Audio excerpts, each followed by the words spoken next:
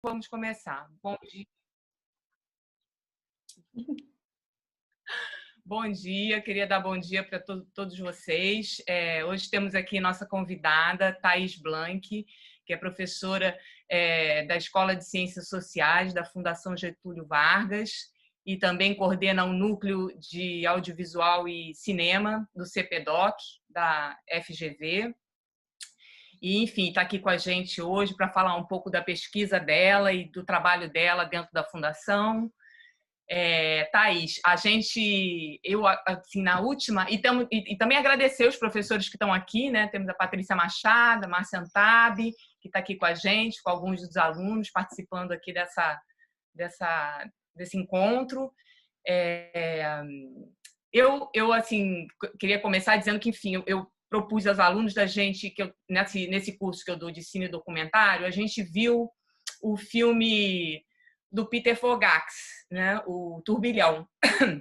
E conversamos, né, sobre os procedimentos, e eu pedi para que eles lessem um artigo, Thaís, que você escreveu com a Consuelo, que foi publicado na revista Significação, falando de filmes de família, do conceito de filmes de família e de cinema amador. Enfim, a turma leu, eu acho que boa parte leu pelo menos, e fizemos essa conversa sobre o texto, sobre o artigo, na última aula, que foi quinta-feira, né? Então foi bem bacana, a gente discutiu um pouco do conceito de filmes de família, os procedimentos do Forgax de trabalhar com aqueles filmes, né, domésticos. Então foi um pouco por aí, né, que a gente fez essa conversa, e aí pensei em te chamar por conta da tua pesquisa, né, com filmes de família, e aí enviei para eles também aquele outro artigo que você tinha sugerido, né, esqueço agora o nome. É um nome enorme. Pois é, patrimonialização, enfim, né? Enviei para eles no final de semana, eu não sei quem leu e quem não leu, mas de todo modo, assim, alguma coisa, né, o pessoal já se iniciou, né, por conta desse filme do Peter Fogax que nós vimos, né? Então, assim, queria fazer essa introdução só para você mais ou menos se situar, né? E, enfim, agradeço aqui tua presença, né? É isso. Tá ótimo, Andréia. Obrigada, bom dia para todo mundo. Eu queria pedir, só antes de falar, se todo mundo pudesse ligar a câmera um pouco para eu ver o rostinho de vocês. Depois vocês desligam. Eu sei que ficar com a câmera ligada o tempo todo às vezes é difícil, mas nesses tempos eu acho que é bom pelo menos a gente dar uma olhada nos semblantes. Bom, gente, primeiro agradecer a Andréia pelo convite, é um prazer enorme estar aqui. Eu fiz cinema na PUC, eu costumo brincar que eu não fui nem a primeira turma a me formar em cinema, eu fui a primeira pessoa, porque quando eu entrei na PUC não tinha cinema ainda, né, Andréia? Aí foi aberto no processo, eu estava em publicidade, troquei de curso, e quando eu me formei não tinha uma turma ainda para se formar, então fui eu e o Juliano Gomes, fomos os primeiros alunos a se formar em cinema na PUC. É uma pena que eu não posso estar agora, enfim, andando pelo Pilotis e entrando numa sala com vocês, porque é sempre uma emoção voltar para a PUC, foi um período muito bom da minha vida. E também estar de volta aqui com a Andréia, que foi minha orientadora na graduação, e depois acompanhou o meu mestrado, teve na minha banca de mestrado e doutorado, então tem acompanhado meu trabalho há muito tempo, né? Uma super interlocutora, e é um prazer enorme poder ter essa conversa com vocês. Eu preparei alguma coisa mais focada na minha pesquisa mesmo, mas acho que a gente pode também ir abrindo, enfim, não sei como é que funciona muito o formato da aula, André, se você quer que eu vá falando ou se a gente faz uma coisa mais de conversa. Eu não me incomodo se vocês quiserem intervir e falar, para não ficar um clima tanto de palestra.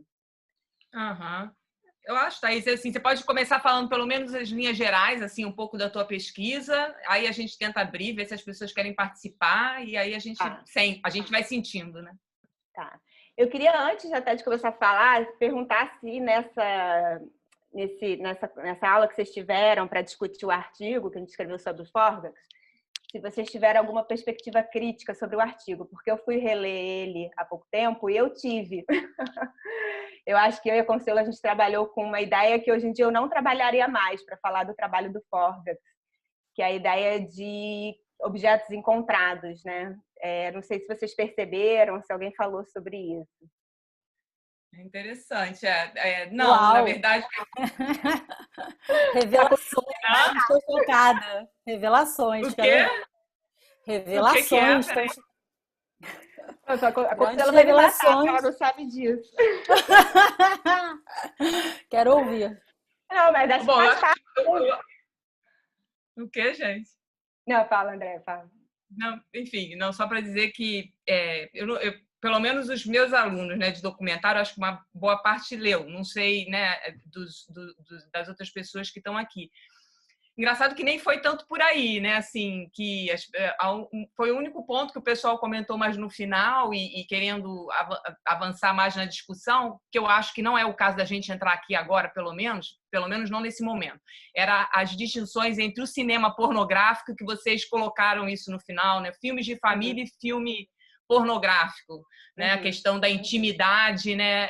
Enfim, explorada, né? Do voyeurismo, né? Enfim, vamos dizer assim, um caminho que vocês pegam no final, mas que não aprofundam. Aí o pessoal ficou meio curioso, querendo entender. Mas eu acho que também não é o caso agora de ir por aí, né? Só estou comentando porque você perguntou, né? Onde que o pessoal, enfim, queria avançar mais nas discussões e achou que não avançava. Uhum. Não, acho que a gente pode até falar um pouco disso depois, até porque o cinema pornográfico, o cinema amador, os filmes de família, eles podem ser enquadrados numa categoria maior, que é essa categoria que a gente está chamando dos outros filmes, né? Inclusive, a gente propôs para a Socine, né, eu, Andréia e a Beatriz Rodovalho, que é uma professora de Paris, de criar um GT esse ano, que acabou não acontecendo, mas é um assunto que eu tenho debatido e pesquisado há algum tempo, que é pensar essa categoria que incorpora não só os filmes amadores, mas essas outras imagens. E o que é essa alteridade do cinema, né? São as imagens que não foram tratadas pela grande história do cinema, né? São as imagens que não são consideradas como imagens de arte ou dignas de serem preservadas, né? Imagens sobre as quais não tem muito estudo, enfim. Então, são imagens muito heterogêneas, mas que, de uma certa forma, se enquadram nessa categoria desse outro cinema. Mas a gente pode depois voltar a essa questão um pouco dos filmes pornográficos e dos filmes de família. E falar dessa Eu acho que, aí, deixa eu te falar uma coisa, assim, que eu acho que pode ser uma boa forma, assim, de né, introduzir essa conversa. Eu acho que você podia começar falando um pouco do como você entende e o que é, né, o filme de família, né? Que eu acho que tem alunos querendo pesquisar isso. Então, o que são filmes de família? Né?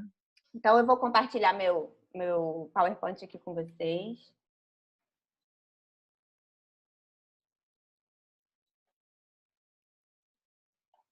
Vocês estão vendo? Estamos. Eu é que não estou vendo vocês, não sei porquê. Estranho. Um minutinho.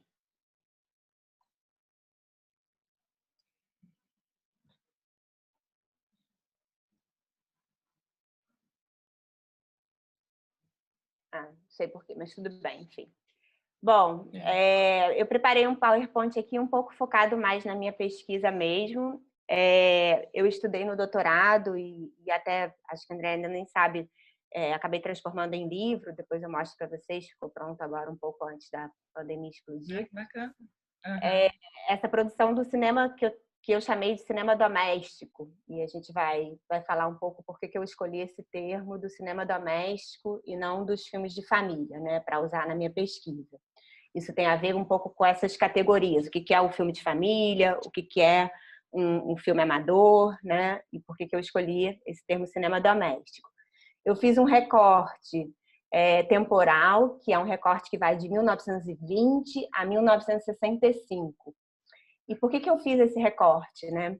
Porque em 1920 é lançada a primeira câmera voltada para o mercado de cinema amador, tá? Então é a primeira vez que a gente tem um equipamento colocado no mercado voltado especificamente para essa prática, que é a prática da filmagem por pessoas que não são profissionais.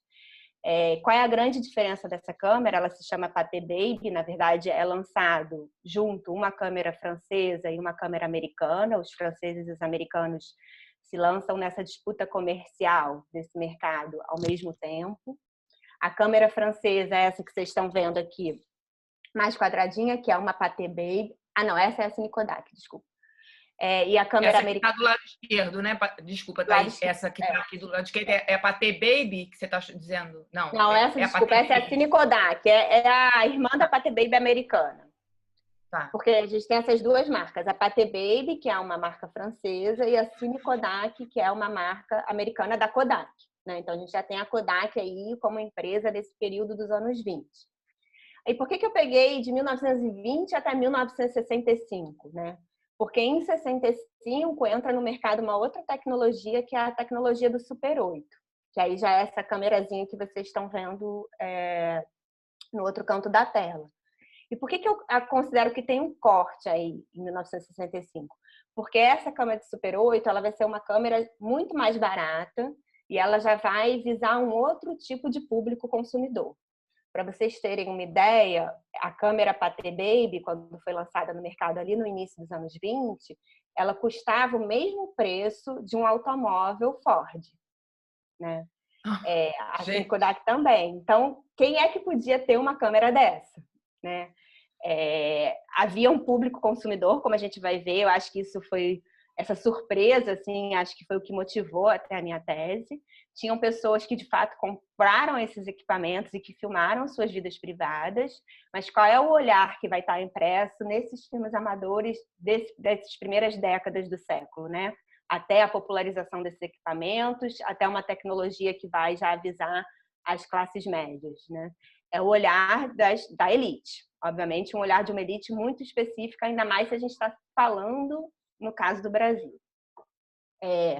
Bom, como é que eu cheguei a essas imagens? Eu, na verdade, antes de ser professora, eu trabalhava como assistente de montagem do Eduardo Escorel. E ele fez um filme, que eu não sei se vocês já assistiram, que é o Imagens do Estado Novo. É um filme com quase 5 horas de duração, todo feito com imagens de arquivo sobre o período do Estado Novo brasileiro, né? E nesse filme ele utilizou diversas imagens de família e foi a primeira vez que eu tive contato com esse tipo de imagem. E para mim foi uma surpresa muito grande, assim, que eu realmente não sabia, e eu acho que grande parte das pessoas não sabem, né? Que na década de 20 e 30 as famílias já filmavam as suas vidas privadas e com um gesto muito parecido com o nosso gesto, né? Ainda que depois, obviamente, a gente vai reparar diversas descontinuidades também nesse processo, né? Mas nasce alguma coisa ali que, na verdade, vai sobreviver até hoje, né? Que é a prática de filmar, se não a vida íntima, pelo menos essa vida doméstica, a vida privada, né? Então, o que são esses filmes de família dos anos 20, dos anos 30? O que eles mostram? O que vocês acham que eles mostram? Até vocês já viram um pouco disso, né? No Peter Forgax. Que tipo de imagem que tem ali? Que tipo de acontecimento eles retratam?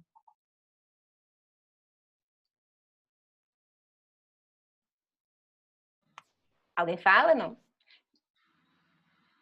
Alguém quer explicar? Festividades. Festividades, isso. Que tipo de festividades? Festividades públicas ou não? Casamentos. Casamentos. O que mais? Jantares, feriados também, que se passavam em família. Por aí vai. Aniversários. Aniversários. Então, tudo que faz parte dessa esfera do doméstico e do privado, né? Mas não necessariamente imagens de intimidade, né? Por que não imagens de intimidade? O que seria uma imagem de intimidade, assim? A gente vê briga nessas famílias filmadas? Geralmente não, né? A gente vê pessoas peladas, tomando banho, a não ser que seja um bebê. Né? Tem muito banho do bebê. Se vocês forem reparar, esses filmes vão retratar muito o primeiro banho do bebê. É uma imagem recorrente, clássica, né? Em geral, essas imagens de família, elas não têm uma dimensão assim do desconforto, né? Tudo é muito festivo, tudo é muito comemorativo, né? São imagens muito positivas e que são imagens que vão atravessar, na verdade, até como uma espécie de clichê, essa produção doméstica durante todo o século XX, né, se a gente pensar. Mas, ao mesmo tempo, nos anos 20... bom, tem uma coisa, depois eu vou falar sobre isso. Bom, então eu resolvi estudar esse período, dos anos 20 a 1965, porque eu entendo que 1965 tem uma ruptura, justamente porque tem uma nova tecnologia que vai ser mais barata, que vai ser mais acessível, e a gente vai ter também uma nova forma de filmar. O público que vai filmar, o olhar vai ser outro, a forma como vai se filmar vai ser diferente, vai se filmar muito mais, né? E vai ter uma dimensão muito maior. Então, por isso que eu fiz esse recorte de 1920 a 1965, né? O que é, então, esse cinema de família? Um pouco a gente já falou aqui, né? Os filmes de família são, tradicionalmente, essas imagens do cotidiano, imagens feitas por cinegrafistas não profissionais, imagens muito ligadas à ideia da banalidade, da rotina, né? E que foram, tradicionalmente, consideradas pelos estudos do cinema como imagens supérfluas, imagens que não têm muito a dizer e que sequer têm uma dimensão estética que poderia ser relevante, porque elas são normalmente mal feitas, tremidas, planos rápidos demais, né? Então, é isso que está aqui no PowerPoint, né? Inicialmente, essas imagens, elas carregam esse estigma do mal feito, do não profissional, né? E vão ocupar, de fato, um papel secundário na história do cinema. É só em 1980, na verdade, no final da década de 80, que a gente começa a ver os primeiros teóricos, isso está lá no artigo, né? Que vão se dedicar ao estudo desse tipo de cinema, né? Que é justamente o Roger Houdin, na França, que vai criar um grupo, então não é ele sozinho, e a Patricia Zimmerman, que é uma referência nos Estados Unidos, tá? E o que o Roger Houdin vai fazer? O Roger Houdin, ele vai tentar justamente categorizar essa produção desse cinema amador e familiar. Então, no livro dele, que é um livro, assim, referência, seminal para quem quer estudar esse cinema, que ele lança nos anos 90, Usage Privé, Usage Public, ele vai tentar definir as diferentes categorias de cineastas familiares e amadores. Então, para o Houdin, existe, por um lado, o filme de família, que é feito pelo pai de família, normalmente o chefe da família. Isso é uma coisa que é interessante a gente falar e pensar sobre, discutir depois, né? Por que a maior parte dos filmes, e eu vi isso, né? Grande parte dos filmes que estão depositados nas nossas cinematecas, quem assina, né, ou quem se identifica como cinegrafista é o pai da família, não a mãe. E aí tem uma contradição interessante, porque os anúncios dos anos 20, quando a gente vai pegar, que eram publicados na revista, se dirigiam principalmente às mulheres, né? Mas no final das contas quem filmam são os homens, quem tem o poder da câmera são os homens, né? E é interessante a gente pensar esse paradoxo, por que os anúncios se dirigem às mulheres e por que quem filma são os homens. Então, o filme de família ele vai ser uma produção feita normalmente por um pai de família, que no início desses anos 20, 30, 40, não tem a menor pretensão em publicizar essas imagens. São imagens que são feitas por um circuito interno também, né? Então, são imagens que são feitas para serem consumidas pela própria família, né? O que é muito diferente das nossas imagens de família hoje. Hoje, quando a gente filma a nossa festa de aniversário, a gente já posta na rede, né? A gente já publiciza, então elas têm uma outra natureza.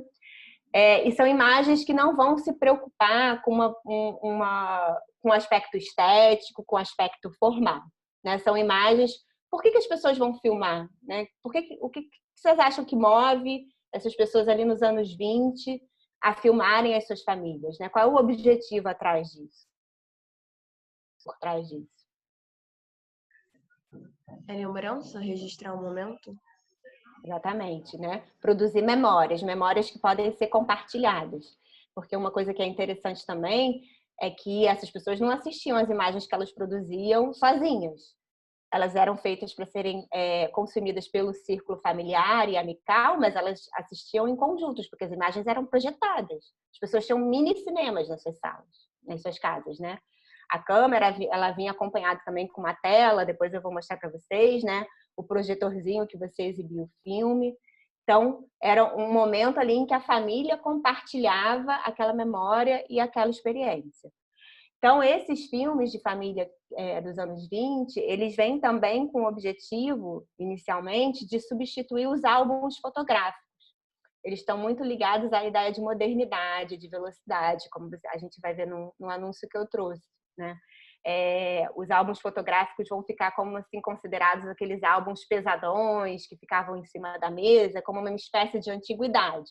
E esse homem moderno ali do início da década de 20 deveria optar por uma técnica também moderna, uma técnica que captura o movimento, né, a ação, o frenesi daquele momento que ele está vivendo.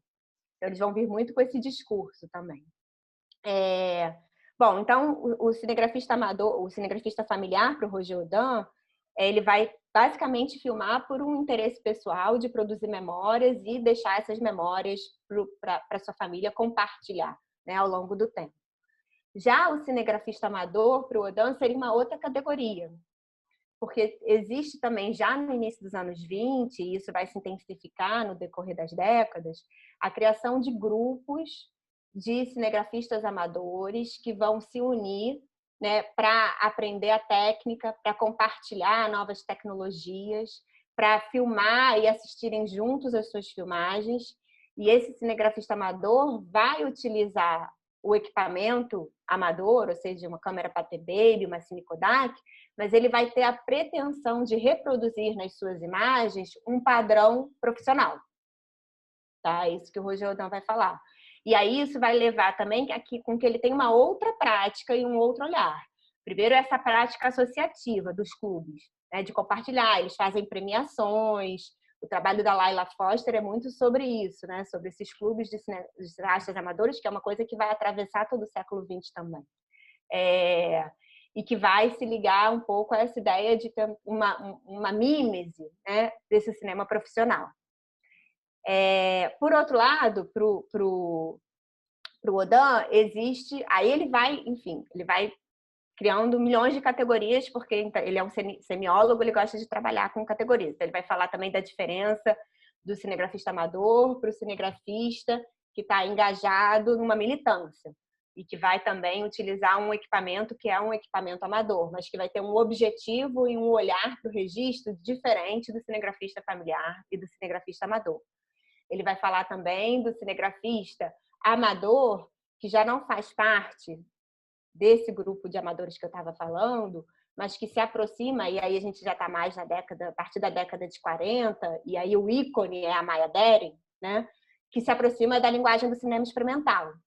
E aí são os cinegrafistas amadores que vão defender o território do cinema amador como um território de liberdade, de experimentação, né? Onde o cinema não depende de financiamento, não depende do Estado e pode se aproximar das artes. Né? E a gente tem uma série de cineastas que vão ser mais tarde reconhecidos pela história do cinema, o Brackett, né? Depois o Jonas Mekas, a própria Maya Deren, que vão estar afiliados a essa tradição. A Maya Deren tem um artigo que ela lançou na revista Filme e Cultura, ainda nos anos 40, onde ela vai falar sobre essa potência do cinema amador como território de criação, né? E de invenção de uma nova prática do cinema.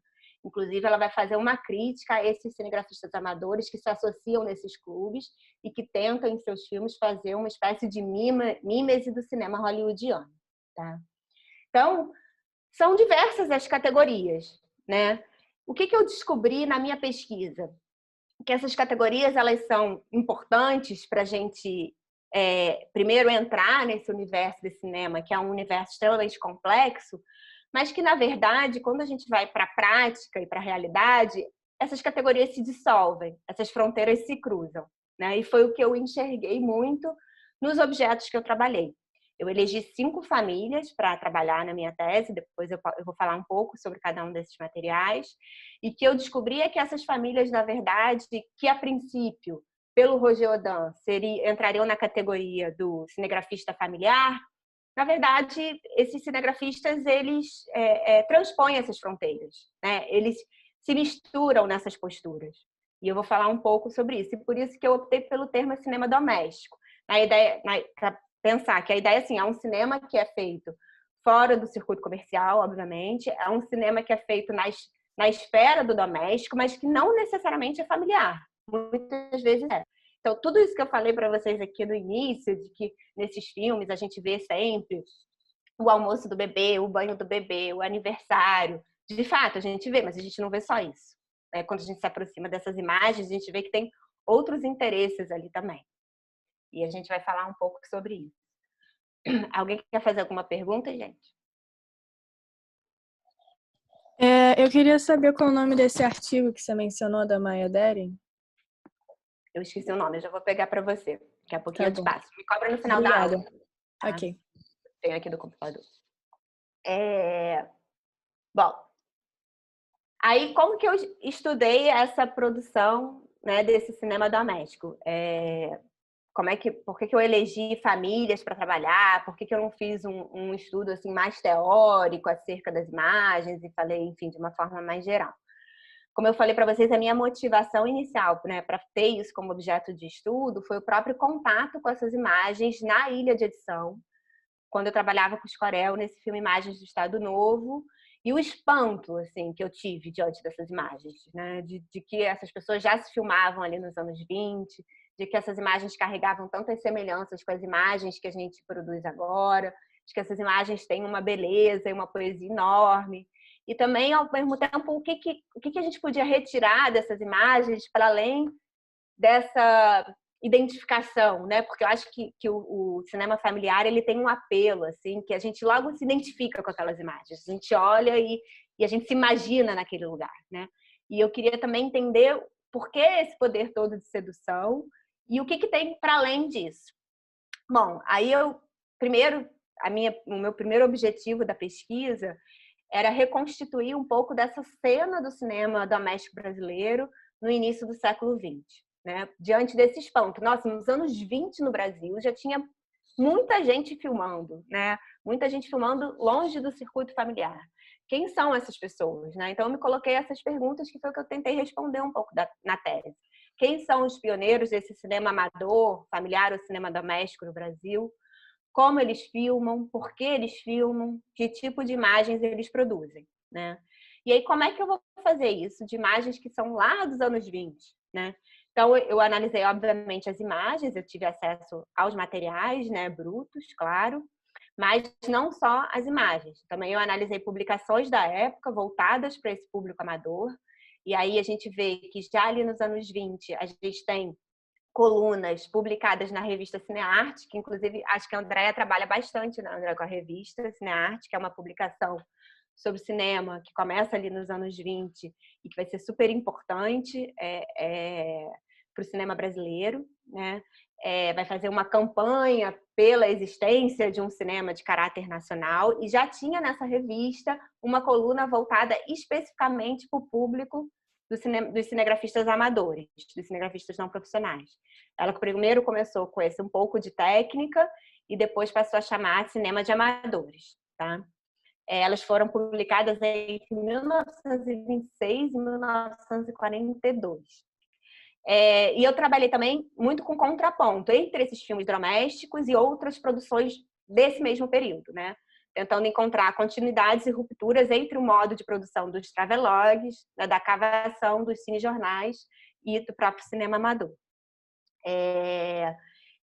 André, você chegou a dar um pouco aula sobre esse período do cinema brasileiro e do início, década de 10. Vale eu retomar um pouquinho isso?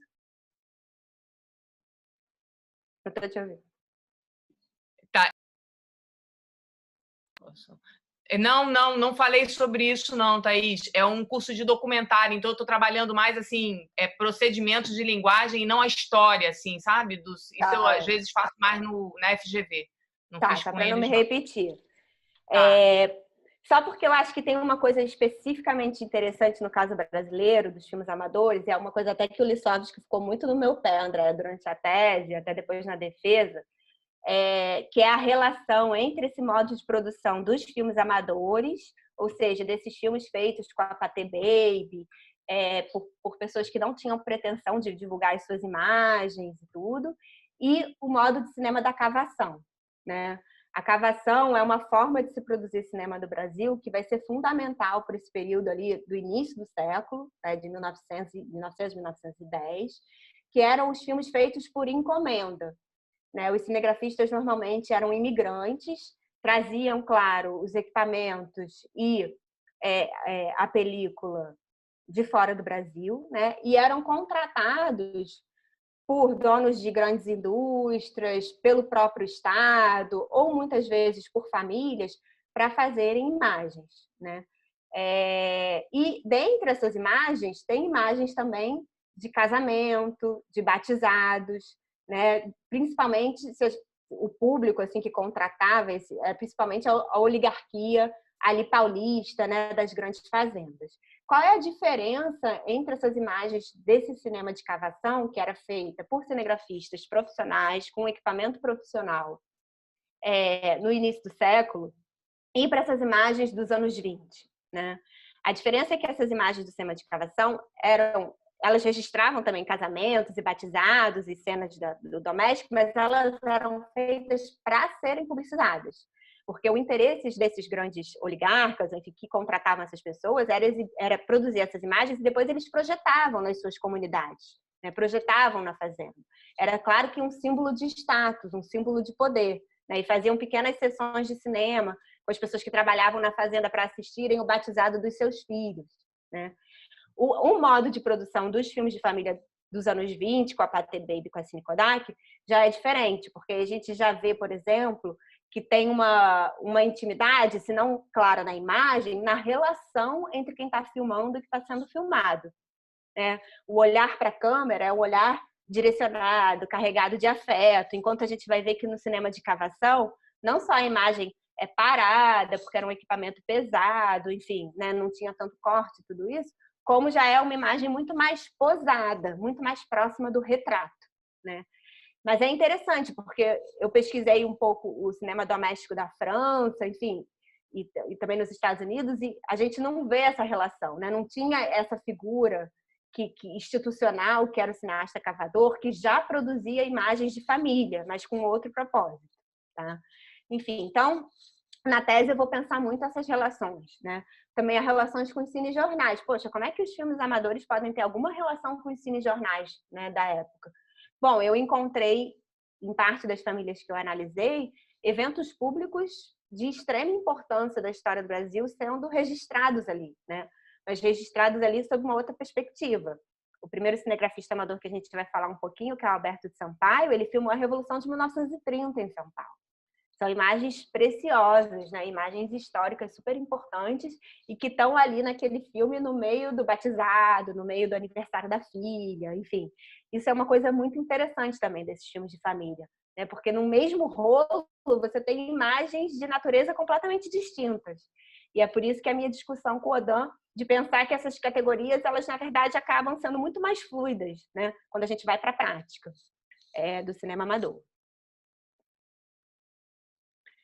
Bom, gente, eu trouxe aqui um exemplo, né, desse tipo de documento que eu analisei para fazer essa relação com as imagens, para não ficar só nas imagens. Essa aqui à esquerda, deixa eu tentar botar maior, acho que vai melhorar, né? Aqui à esquerda é uma publicidade da Cine Kodak, tá? Que saiu também na revista Cinearte, ou não, essa foi da revista Cena Muda, aqui de 1928. Desculpa. Então, o que ela dizia? Uma nova sensação que milhões de pessoas agora podem agora gozar, né? Então, a gente tem uma imagem de uma família sentada em volta, né, de um projetor e sendo projetada ali uma imagem de um mergulho, uma imagem de um esporte, né? Isso convoca muitos símbolos, né? De modernidade, de movimento, né? Ao mesmo tempo em que reforça uma noção de tradição, porque o que a gente tem ali no fundo é a família em torno da fogueira contando histórias, mas agora a fogueira não é mais uma fogueira, é um projetor de cinema, né, que produz as imagens. A gente pode pensar que tem também uma noção de tradição sendo reforçada. E o texto do anúncio, que está muito pequeno aqui, mas não vou conseguir ler para vocês, é maravilhoso, porque o tempo todo ele vai jogando com essas duas noções. Ele diz que operar uma câmera cinematográfica dessa é a mesma sensação que operar um automóvel em alta velocidade.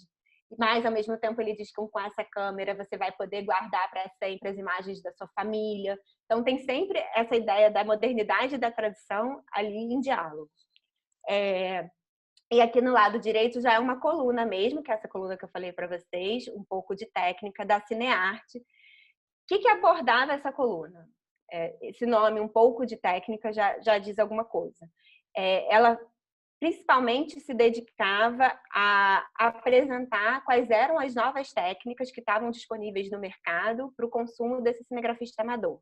Então, fazia resenhas de equipamentos, dizia como era o melhor modo de revelar, onde que você podia mandar revelar. No início, era preciso mandar para fora do Brasil. Gente, é uma experiência assim, que a gente não tem ideia. As pessoas filmavam um rolo de película, mandavam por correio para os Estados Unidos ou para a Argentina, isso era revelado lá, voltava e depois elas projetavam para suas famílias.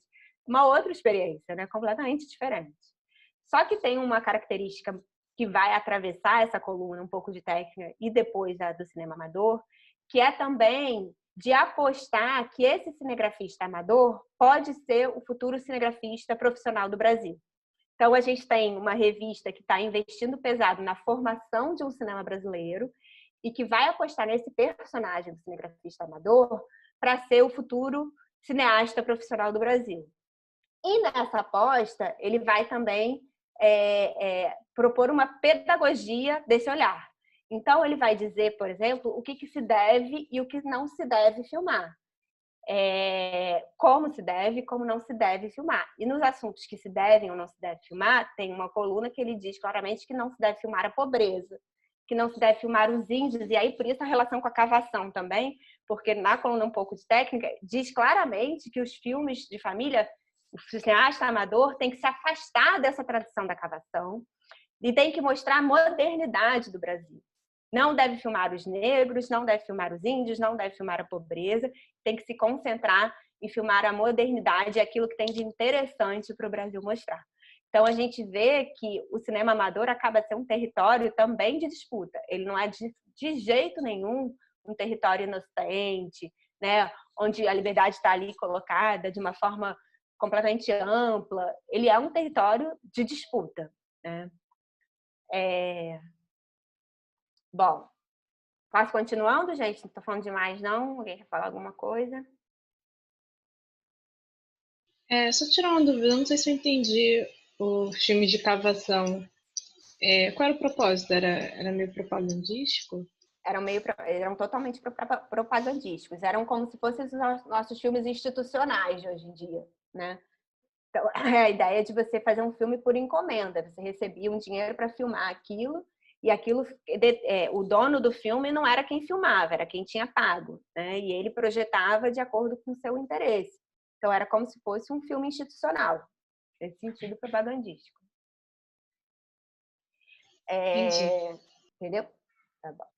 Então, bom, gente, eu vou apresentar para vocês agora a Marieta Matos. A Marieta Matos foi uma personagem da minha tese. Como eu falei para vocês, nesse trabalho específico da tese, eu escolhi 5 famílias para analisar. E os motivos das escolhas dessas 5 famílias têm a ver com o período que elas filmaram. Todas começaram a filmar ali nos anos 20. Algumas se prolongam até os anos 60. Mas também pelo fato do material dessas famílias ter percorrido um caminho similar, porque para mim interessava estudar também o processo de migração dessas imagens, né? Então, o que acontece com essas imagens depois que elas saem, se saem desse seio familiar e amical? Então, para mim, era importante estudar imagens de família que tinham percorrido esse trajeto, que tinham saído do seio familiar e que tinham sido depositadas em arquivos e depois retomadas em documentários contemporâneos. Então, isso fez também, essa minha prerrogativa fez com que eu definisse um escopo bem delimitado, porque não é tão fácil assim você encontrar trajetórias tão semelhantes para as imagens, né? Então, uma desses materiais que eu analisei foi o do Matos. A Marieta, na verdade, já é filha dele, né? O Matos era dentista, morava em Piracicaba, comprou uma câmera Pathé Baby, tinha uma câmera Pathé Baby, e costumava filmar a sua família e também eventos públicos, né, como a gente vai ver. A Marieta Matos, que é essa senhora que quando eu entrevistei na época, ela já estava com 90 anos, ela preservou as imagens do pai, né, na casa dela durante muito tempo, e depois ela acabou doando as imagens dela para a Cinemateca Brasileira em São Paulo, né, que sabemos agora que está vivendo, enfim, todos esses ataques. Na verdade, a Cinemateca tem uma longa história de resistência, né, de sobrevivência. Eu vou mostrar daqui a pouco para vocês, quando eu acabar de falar da Marieta, uma matéria que foi feita pela Cinemateca no início dos anos 2000, que era um momento de supervalorização da Cinemateca, onde foi lançado um projeto chamado Censo Cinematográfico, que fez uma convocação para a doação de filmes amadores e familiares, né? E a Marieta Matos assistiu essa matéria no Fantástico, eu vou mostrar para vocês, e doou o filme dela para a Cinemateca Brasileira. Então, esses filmes ficaram preservados lá. Isso aqui foi um cartão postal que a Cinemateca fez. Esse aqui é um frame do filme, é o Júlio de Matos, o pai dela, a Marieta pequenininha e a mãe. Aqui no canto tem uma fotografia do pai, né? Então, tem muitas dessas imagens tipicamente familiares, né? De retrato e tudo. Mas ele filmou, como eu falei para vocês também, a Revolução de 30 em São Paulo. E uma coisa interessante é que o Júlio de Matos editou os filmes dele, colocou cartela, e isso é uma coisa rara nesse tipo de material, né? Então, a gente tem a sensação de que, de alguma forma, ele já tinha uma intenção de publicizar essas imagens. Na entrevista que eu fiz com a Marieta, ela me disse que os filmes nunca foram exibidos pelo pai para fora desse círculo amical e familiar. Ele gostava de juntar a família e mostrar as imagens que ele produzia. Mas, ao mesmo tempo, ele identifica as imagens, ele coloca a cartela. Isso, para mim, mostra que ele já tinha um senso assim, de que essas imagens sobreviveriam a ele, né? Se a gente pensar, os filmes familiares, normalmente são esses rolos de película com um evento atrás do outro, e se a gente herda um filme desse, não faz parte do contexto familiar, é muito difícil a gente identificar qual é o contexto de produção daqueles materiais, né? A gente pode identificar, claro, pelos vestígios da imagem. Isso é uma festa de aniversário. Mas, às vezes, a gente não consegue nem entender aonde é a festa. Então, assim, o fato dele incluir cartela mostra que ele tenha, sei lá, acho que ele vislumbrava a possibilidade de alguém ler essas imagens de fora desse círculo dele. Então, aqui são fotogramas. Isso é uma cartela que ele colocou, né? Ele filmou o Diário da Manhã, o jornal paulista, sendo empastelado pelo povo, ou seja, na verdade, vandalizado, enfim, invadido, quebrado, né?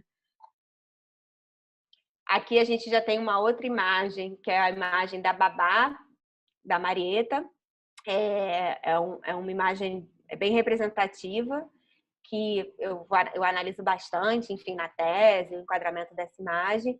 E é uma imagem que a Consuelo Lins retomou no documentário dela, Babás. Então, essa ideia também de pensar depois, a gente vai falar um pouco sobre isso, como que essas imagens voltam no cinema contemporâneo, né? E essas imagens... Bom, então essa é a família da Marieta Matos, foi uma das que eu pesquisei. Eu vou mostrar para vocês agora esse filminho da Cinemateca, que é bem curtinho, essa reportagem do Fantástico, acho que ela traz também algumas questões para a gente discutir, mostra por dentro a Cinemateca. E estão vendo ou eu tenho que parar de share e voltar? Estão vendo o filme, não? Estamos, Thaís. Estamos vendo sim. Eu vou dar play e me diz só se está com áudio. Há uma luz no final desse túnel e ela sai de um projetor de imagens.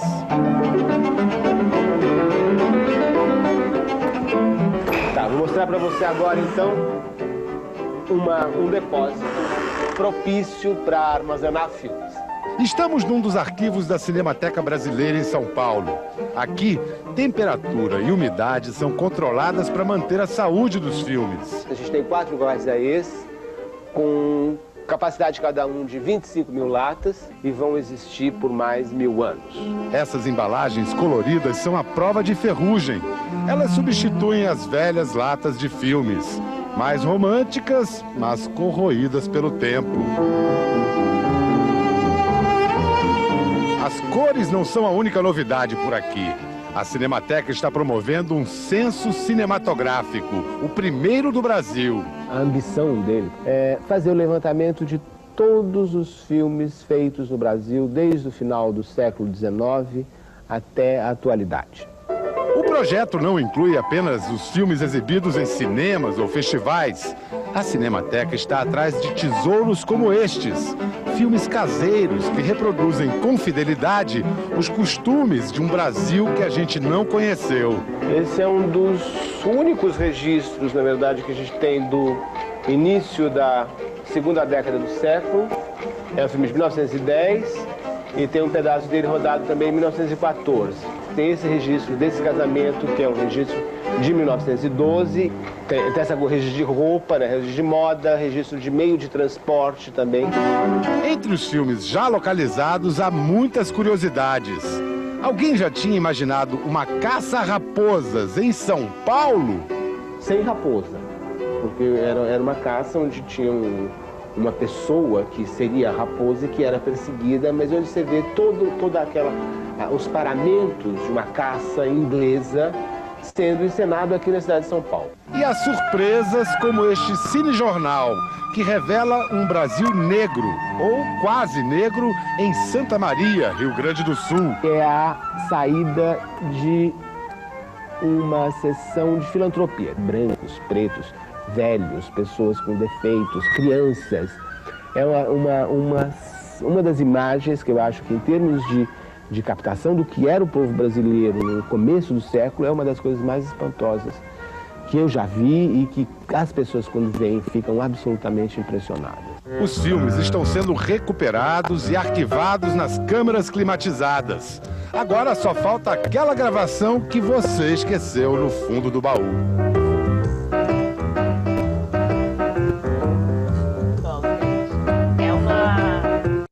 É uma reportagem que já virou quase que um documento histórico, né, do Jornal Nacional, que mostra uma outra cinemateca, dá muita tristeza de ver.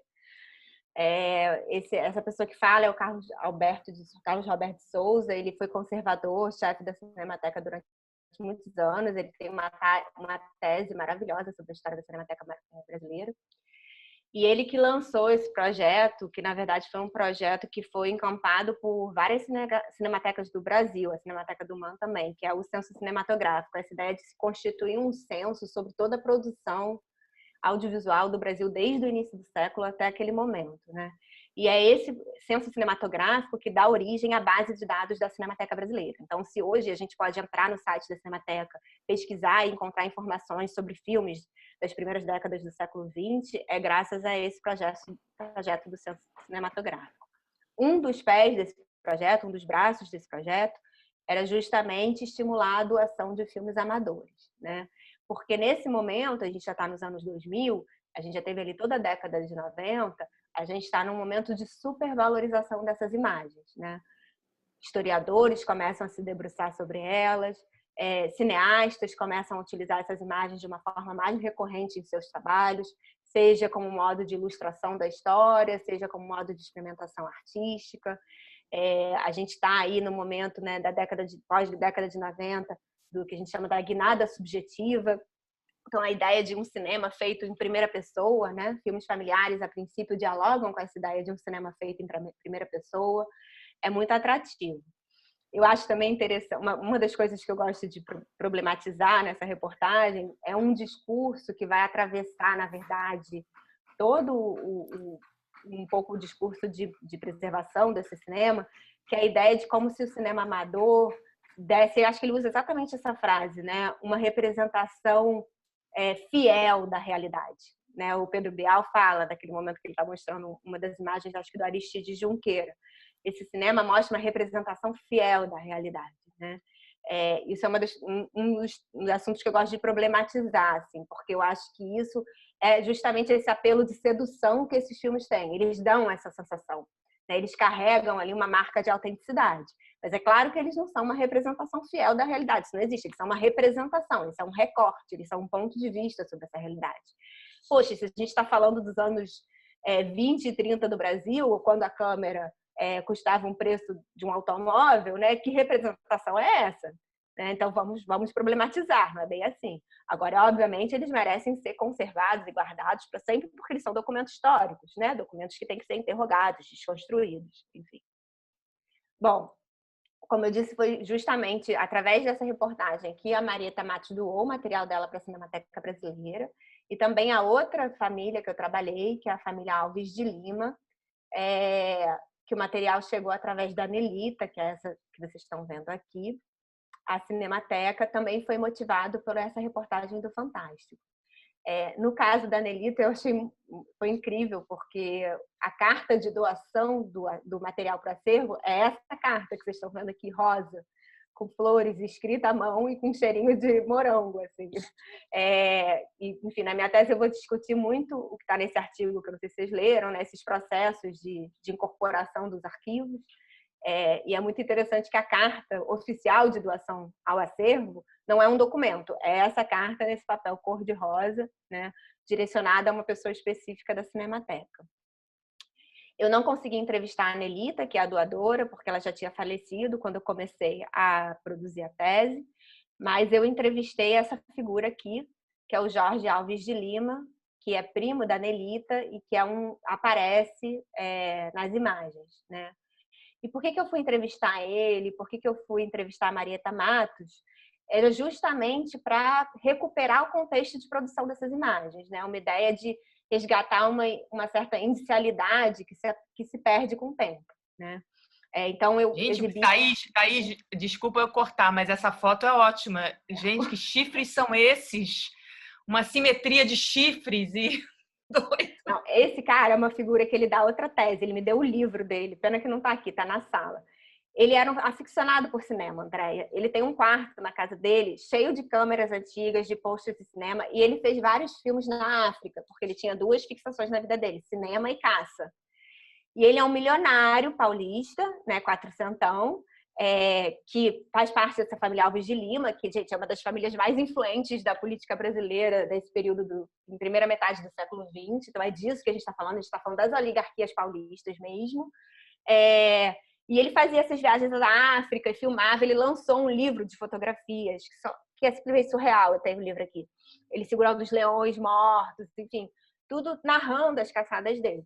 E eu passei uma tarde inteira com essa figura na casa dele, nesse sofá, vendo as imagens dos filmes de família e ele identificando comigo as coisas que estavam acontecendo e quem eram os personagens que estavam aparecendo, quais eram as fazendas, porque esses filmes têm muita imagem de fazenda, né? E muita imagem da Europa. Isso é engraçado, quer dizer, é engraçado, não, é interessante, né? Porque ou eles filmavam a vida deles nas fazendas, às vezes também nas mansões paulistas e tal, mas também levavam as câmeras para viajar. Então tem muita imagem da Europa, muita imagem do exterior.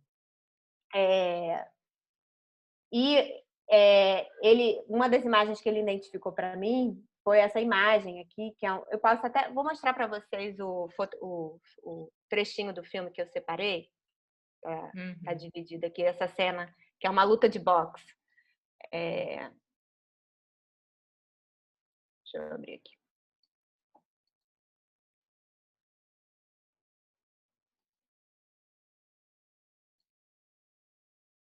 Que o Escorel vai retomar depois no Imagens do Estado Novo, essa sequência da luta de boxe. Isso são imagens produzidas na Casa de São Paulo. Aqui. Isso não tem som mesmo, gente. O cinema, obviamente, era mudo.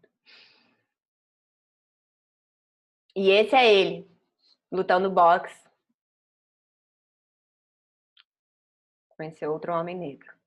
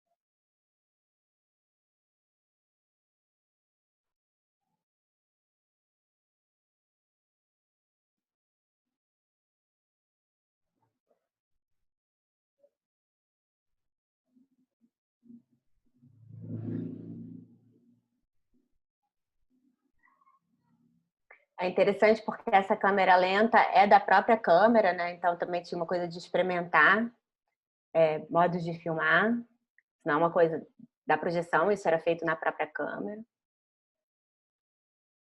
Thaís, essa câmera é aquela Pathé Baby, você sabe? Essa não, essa é a Cine Kodak, é a americana. Ah, tá. Uhum.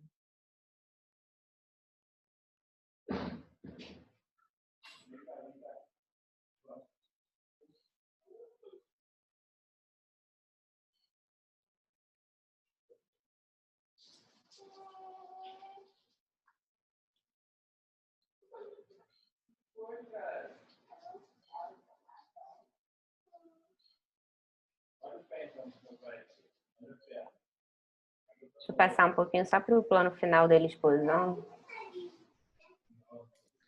Thaís, tem alguma referência sobre quem é esse homem negro? Ah, então, é esse que eu queria chegar. No filme não tem, né? Porque é um filme amador, que não tem cartela, que não é montado, são só essas imagens, assim, né? Então, o que eu fiz? Eu fui justamente fazer uma entrevista com Jorge Alves de Lima, que é essa figura que aparece, é o homem branco, né?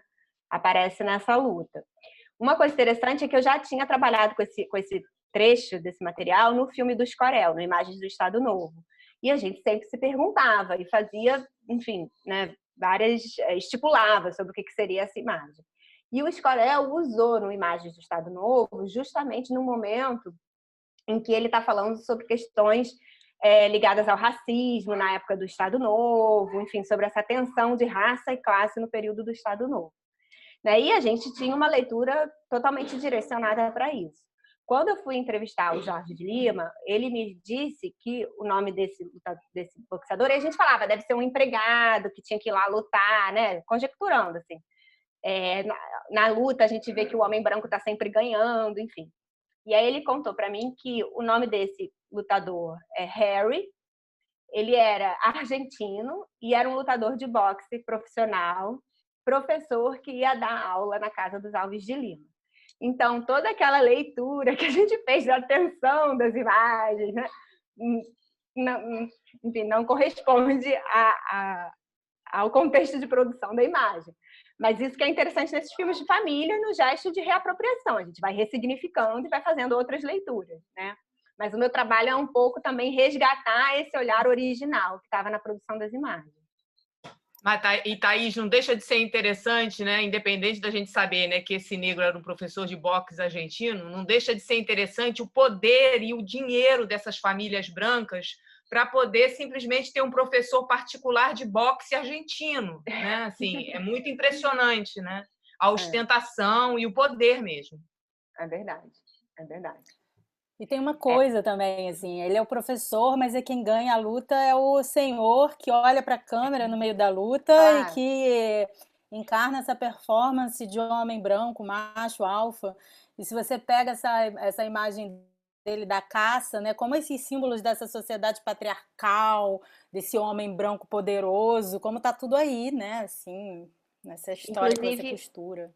Inclusive, Paty, esse material do Alves de Lima tem uma caça também. Aí tem uma hora na tese que eu faço essa relação com aquela caça do caça-raposas e a caça nesse material, né?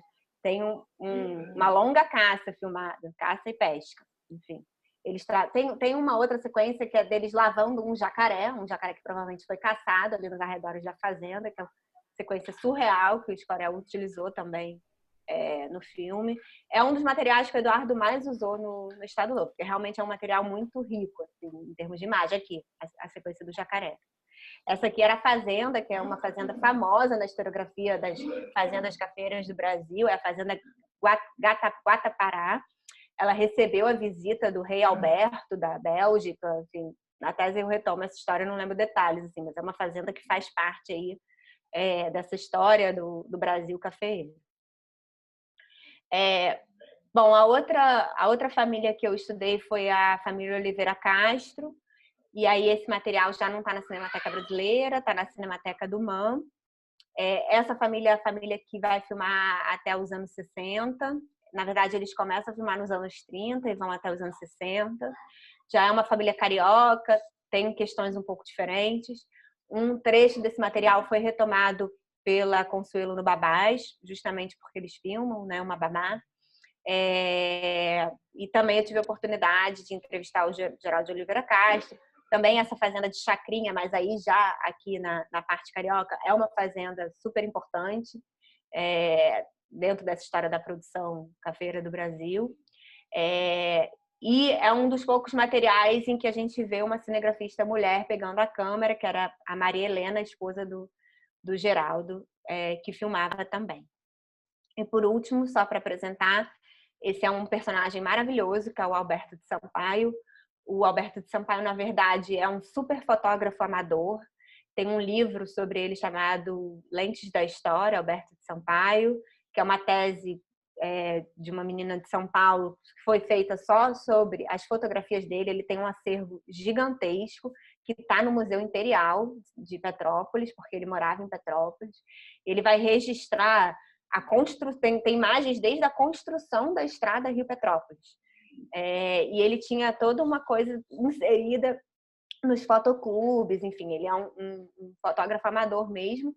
E só no final da vida, ele já estava bem velhinho, ele compra, porque ele começa a fotografar no início no final do século ainda anterior, no meio do século anterior. Então, no início do século XX, ele compra uma Pathé Baby, o dele é Pathé Baby, e começa a filmar e fazer experiências com imagens em movimento. E ele produz algumas imagens muito bonitas. E também é uma pessoa ligada enfim, à oligarquia, aí no caso carioca. Ele vai fazer essa imagem do Zeppelin, né, atravessando ali o Jardim Botânico, aqui é a Paissandu, eu acho. E aí aqui é a carta de doação dele para a Cinemateca do MAM. E por último, só para terminar essa coisa das famílias, é o José Simões, que é o único personagem que sai um pouco dessa regra dos personagens que eu estudei, porque ele era baiano, a família Simões é uma família da Bahia. Ele não vinha de uma família rica, ele foi uma pessoa que construiu a sua fortuna sozinho. Ele começou trabalhando como caixeiro viajante, depois trabalhou numa empresa, trabalhou com petróleo. E ele é o avô da Mônica Simões, que é uma cineasta. E a Mônica Simões, ela vai herdar essa produção doméstica. Tô dando aula, filhote, tá bom, desculpa, gente. A Mônica Simões, tudo bem, irmão. A Mônica Simões vai herdar essa produção do avô e ela vai criar um arquivo, assim, porque a família dela é incrível, ela tem muito material. A família dela toda filmou, desde o início dos anos 20 até 1980. Então, ela tem um material fantástico sobre a Bahia e ela vai fazer diversos filmes, né, só baseado nesse material familiar dela. Um deles é esse filme Uma Cidade, que vai incorporar o filme do José Simões, o avô dela que está aqui nessas imagens. Bom, aí, depois de recuperar o contexto de produção dessas imagens, entrevistar as famílias, analisar como é que elas se relacionavam com outras produções da época, analisar o que está em quadro e o que está fora de quadro também, né? Sempre procurando essa ideia que a Patrícia trabalha também junto comigo, né? Dos vestígios das imagens, aquilo que atravessa no fundo do campo. Eu parto para uma segunda etapa da pesquisa, que é entender o percurso migratório que essas imagens fizeram e como que elas dão entrada nos arquivos públicos, né? Acho que me interessava também entender qual era a motivação dessas famílias para doarem seus acervos, né? A Mônica Simões, na verdade, ela teve que recuperar o filme do avô dela, porque ele tinha sido doado para a TVE da Bahia. Então, ela teve que recuperar o filme. Inclusive, eles nunca devolveram os originais em película, deram uma VHS. Até hoje, ela trabalha a partir desse material da VHS.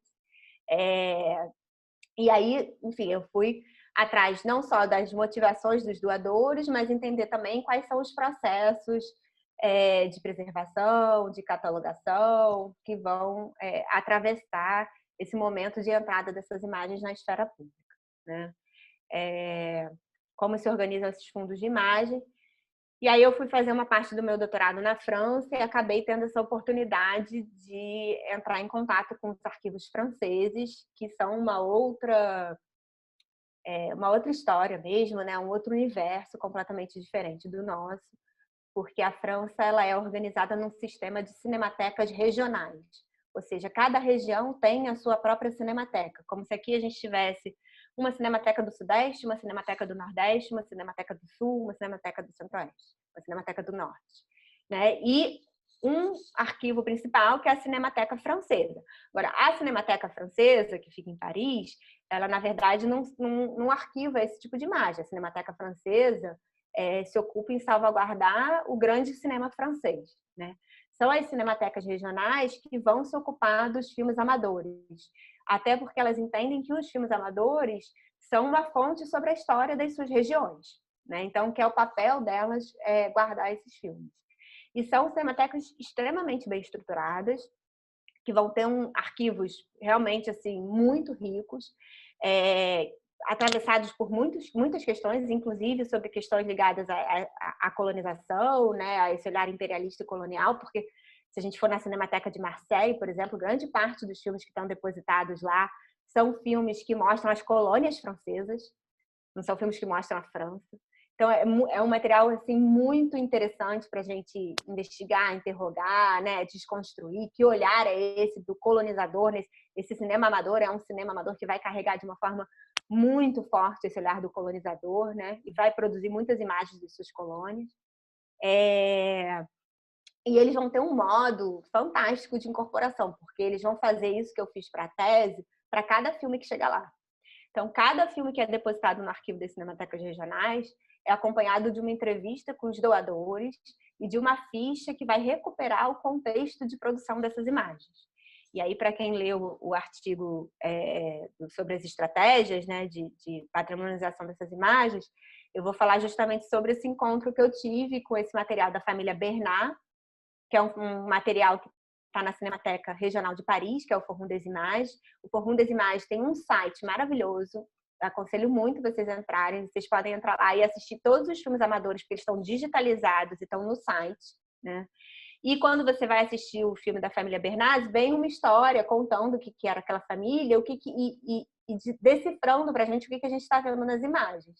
Então, por exemplo, eu vi um filme lá que é a família Bernat fazendo uma longa viagem, né, saindo da França, passando pelo Marrocos e chegando nos Estados Unidos, que se a gente vê de uma forma desavisada só as imagens, a gente vai achar que é uma viagem de férias, como qualquer outra viagem de família sendo filmada, mas não é. Era a fuga da família Bernat da França ocupada nazista, eles eram judeus, para Nova York, né?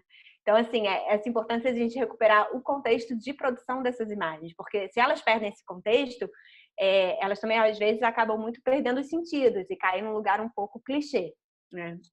Esse é um exemplo radical disso, mas a gente tem vários exemplos, né? Só para vocês saberem, o acervo da Cinemateca Brasileira, ele tem mais de 1.075 filmes domésticos depositados lá. Então, não é um acervo pequeno, é um acervo importante, significante, né?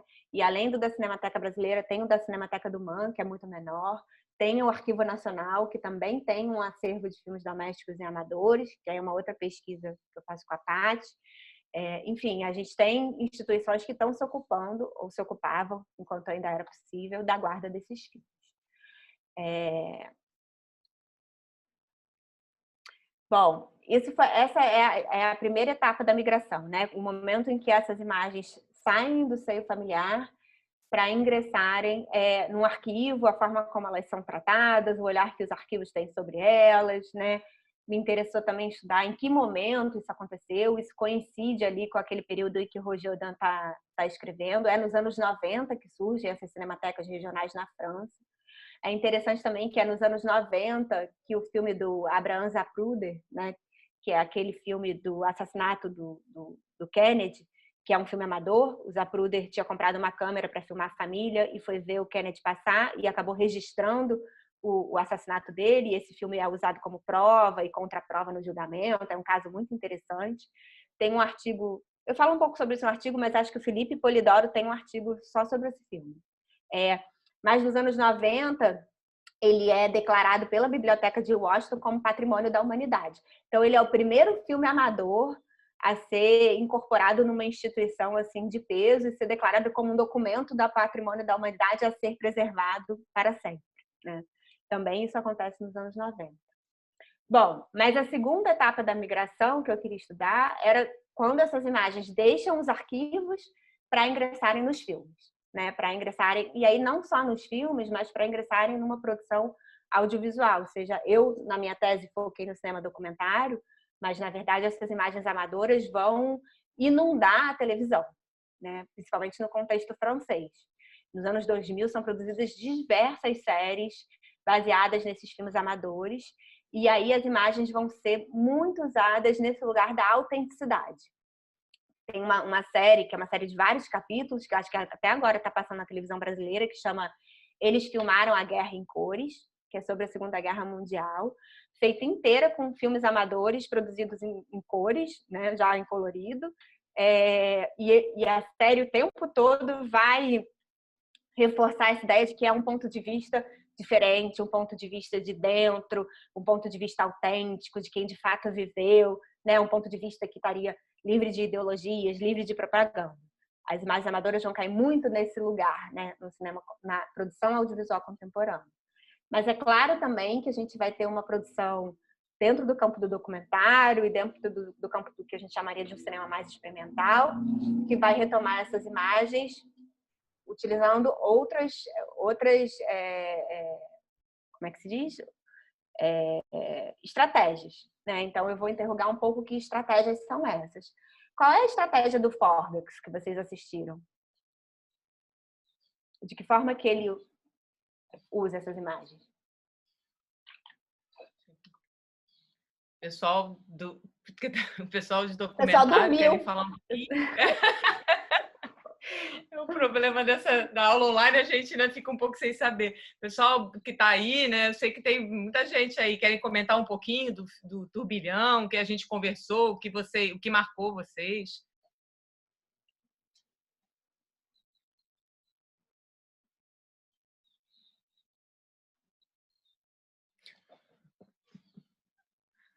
O Forbex, quando ele usa as imagens, ele identifica as pessoas que aparecem nas imagens?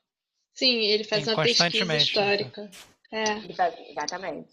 Ele constantemente identifica as pessoas, ele identifica a trajetória que aquelas pessoas têm no período em que elas estão filmando e depois que elas filmaram, né?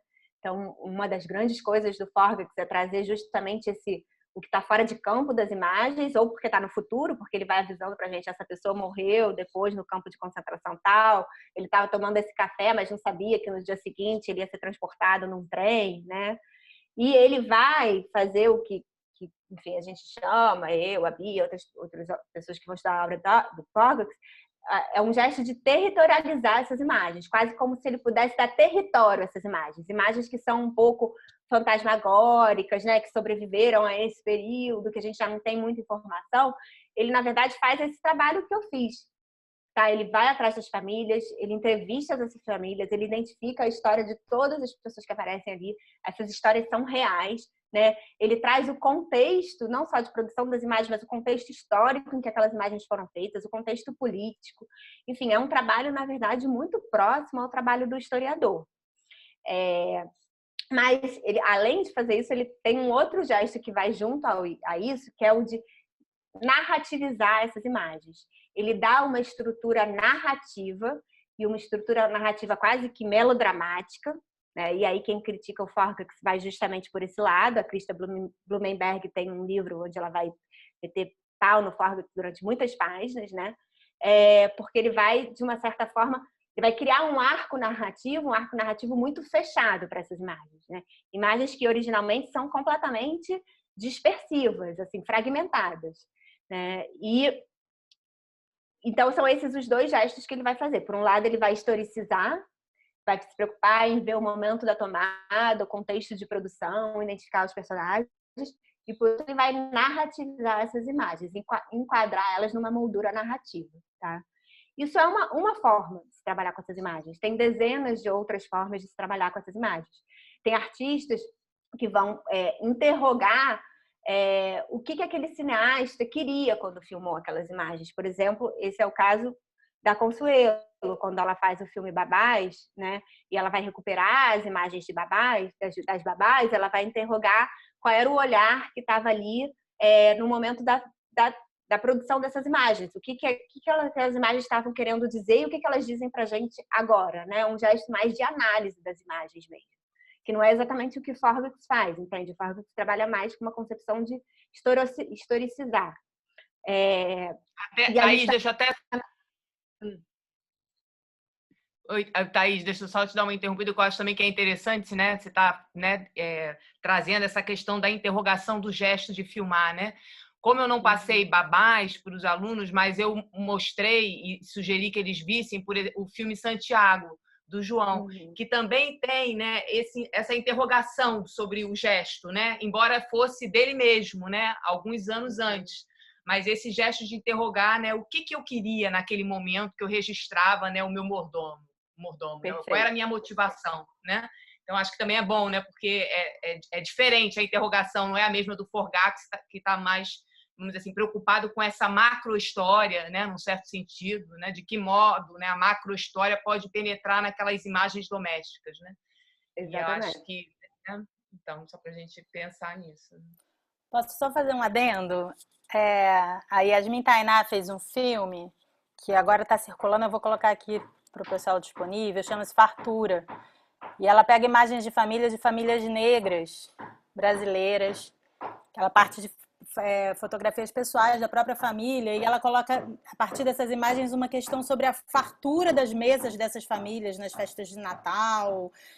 Por que essa fartura, né? Se por um lado tem uma ausência das imagens domésticas de pessoas pretas, por outro lado, quando se produz essas imagens, são nesses momentos de festa e de muita fartura de comida. E ela vai usar essas imagens para vai entrevistar diversas pessoas, vai fazer uma ligação ancestral e cultural da importância da comida e religiosa, né? Ela vai trazer o candomblé também, da importância da comida para essas famílias. Então, é interessante porque esse documento doméstico vai servir como uma espécie de detonador para uma reescrita de uma história, na verdade, para uma escrita, né? De uma história que não costumava ser escrita, de famílias pretas no Brasil, assim. Botei o link aqui, é interessante o filme. O filme é muito bom, a Paty tinha me passado há um tempo atrás e eu tenho usado muito, e eu acho até que eu botei também, quando eu botei essa frase aqui, é justamente pensando nesse filme, Paty, o gesto de politização das imagens, né? Eu fiquei pensando justamente nessa diferença do Forgak. Você acha que o Forgak, ele vai trabalhar na historicização? A Yasmin Tainá, ela vai politizar essas imagens domésticas, imagens que a princípio não são políticas, não nascem com esse intuito de serem políticas. Ela vai dar um caráter militante a essas imagens, né? A esse arquivo, né? E realmente é muito impressionante quando a gente vai aos arquivos brasileiros, é quase zero a conservação de filmes de famílias negras, né? Ou porque, claro que nos anos 20 a gente não tem uma produção dessas famílias, né? Porque já ficou claro que quem produzia era, né, a grande oligarquia, os grandes industriais, mas a gente tem depois a partir do VHS, enfim, então tem uma questão de pouca produção, pouca conservação dessas imagens também. Eu acho que a Yasmin Tainá coloca isso um pouco pra gente, né?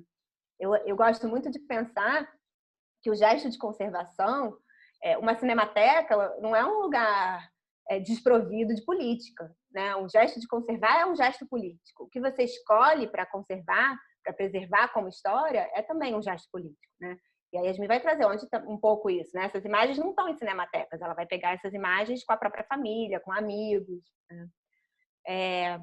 E tem também os cineastas que vão explorar mais uma dimensão poética e uma dimensão estética dessas imagens, e que aí a gente tem toda essa linha do cinema experimental, que vai, por um lado, se filiar a essa noção de um cinema amador, mas aí não um cinema de família, mas um cinema amador no sentido de cineastas que produzem fora do mercado, num outro modo de produção, com equipamentos baratos, sim, equipamentos que foram pensados para serem equipamentos de consumo doméstico, mas que vão dar um outro sentido a esses equipamentos e que vão ter um circuito muito específico de circulação também, né? Obras que vão circular dentro de um circuito de galerias de artes, de cinemas de arte, onde tem a Maya Deren, o Jonas Mekas, o Beckett, enfim, tem muitos cineastas, né? Até hoje a gente vê cineastas que vão retomar o 16mm para filmar, né? Um pouco se filiando a essa tradição.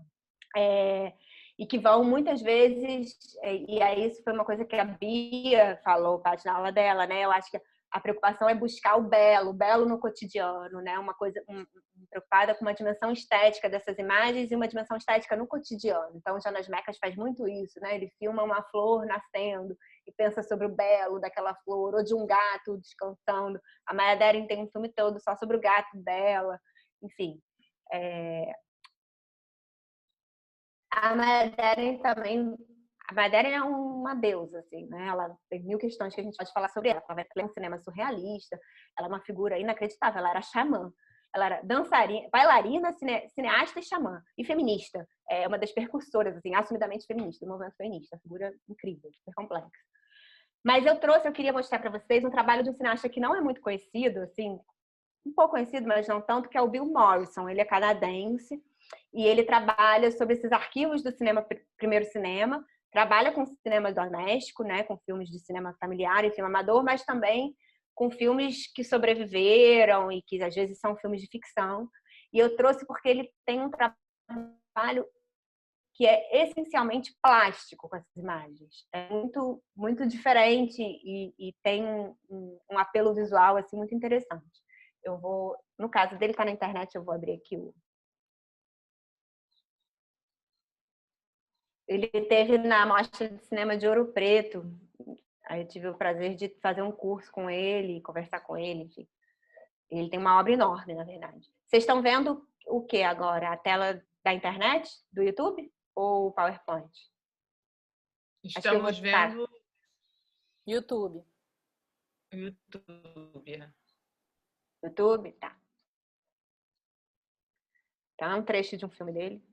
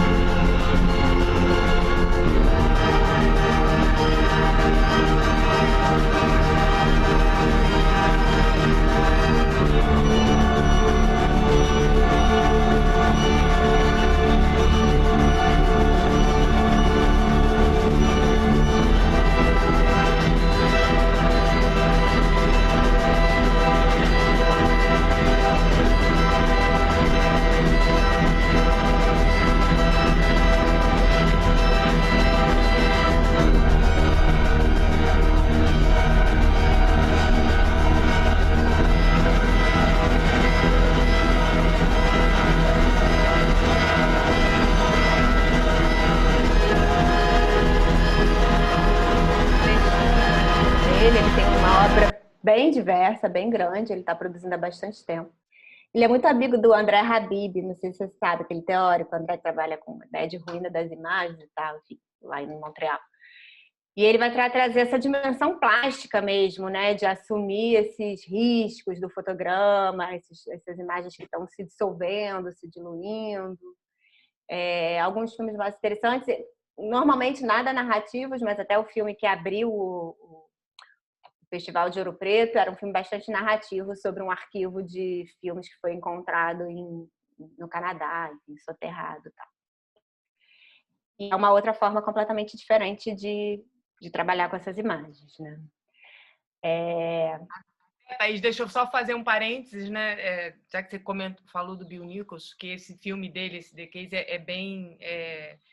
assim, é mais conhecido, acho que foi bastante premiado e tudo, mas tem um outro filme do Bill Morrison, que eu também acho bem interessante. Eu não sei se encontra na internet, mas se encontrarem, eu acho interessante assistir, porque ele tem toda essa experimentação, né, que você está mostrando. Ele vai explorar muito os fungos na imagem, o bolor, né, a deterioração da materialidade, né, da película. Ele trabalha com essa ideia do desaparecimento da própria materialidade do filme, né, em termos estéticos.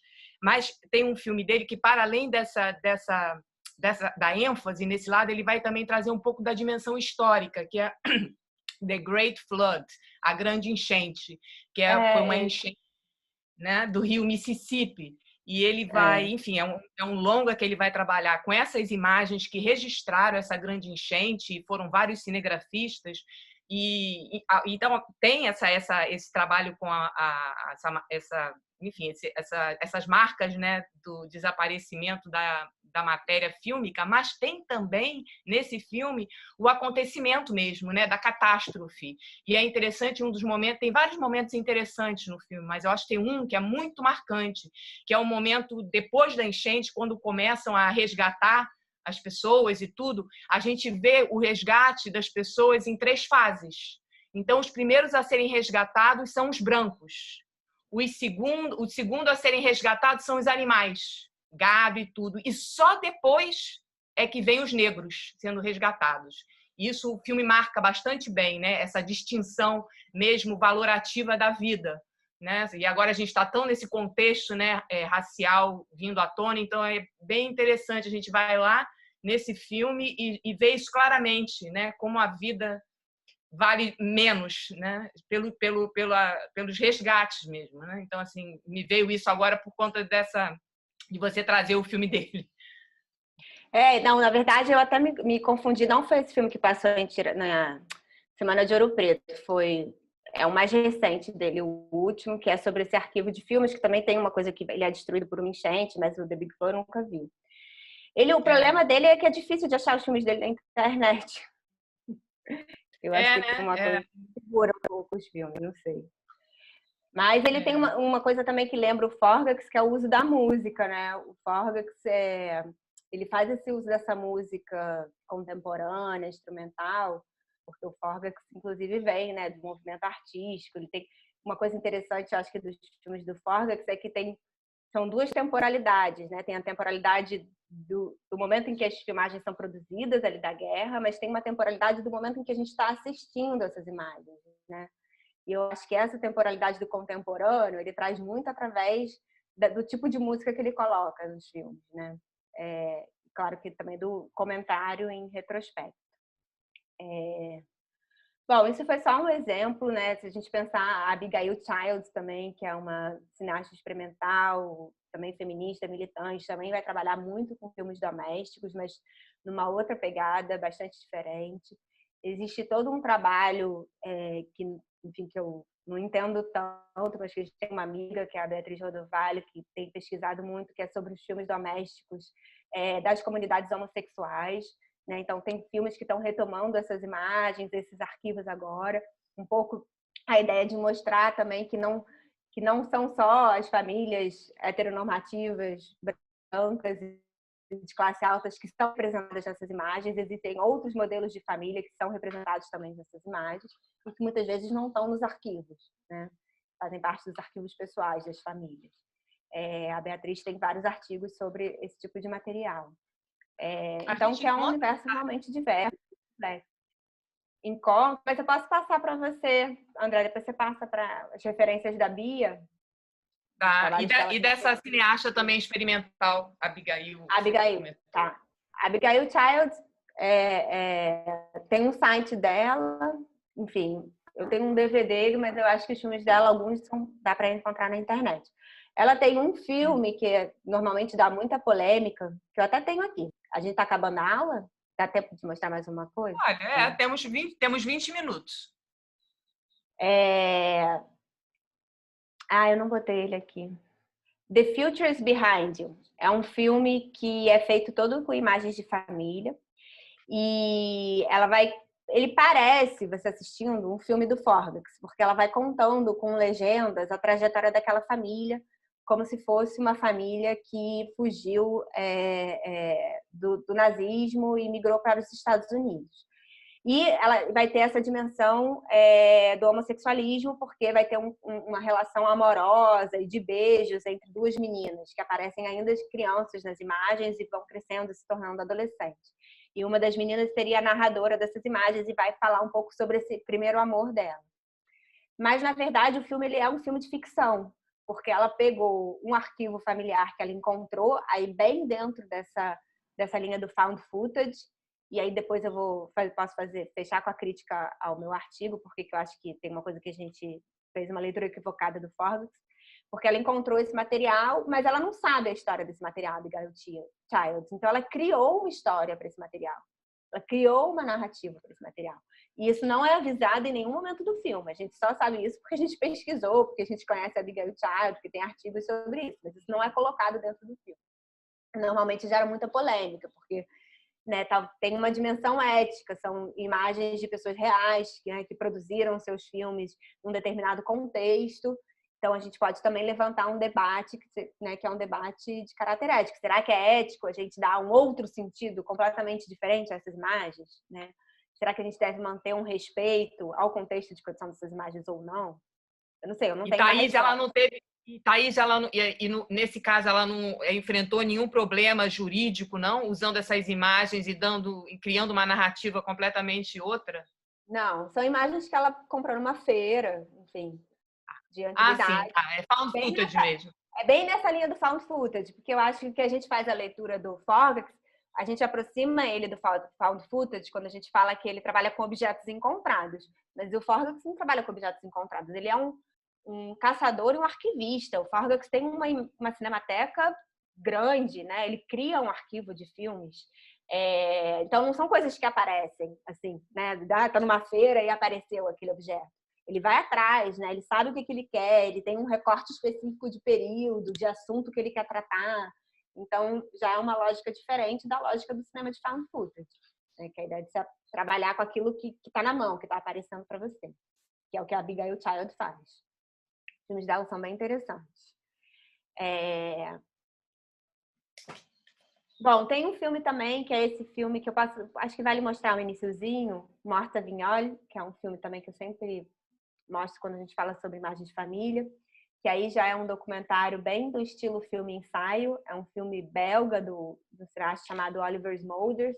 Ele, na verdade, é um cineasta de ficção, esse é o único documentário dele, em que ele faz ele vai, de fato, refletir sobre o que é essa natureza dos filmes de família e a relação dessas imagens com a morte. Eu vou exibir, ele tem 20 minutos, e vou exibir um trecho, é bem bonito o filme. Vocês estão vendo ele na tela? Ainda não. Agora não? Sim.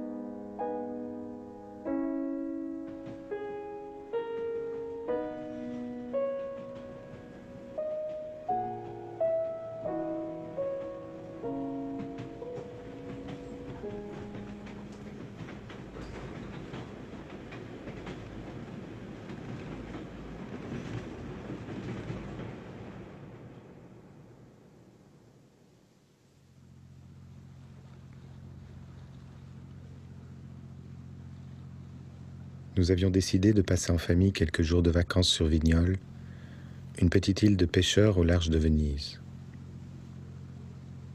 J'avais emporté une caméra 8 mm, celle qu'utilisait autrefois mon père, avec le sentiment que la vie, image après image, nous file entre les doigts.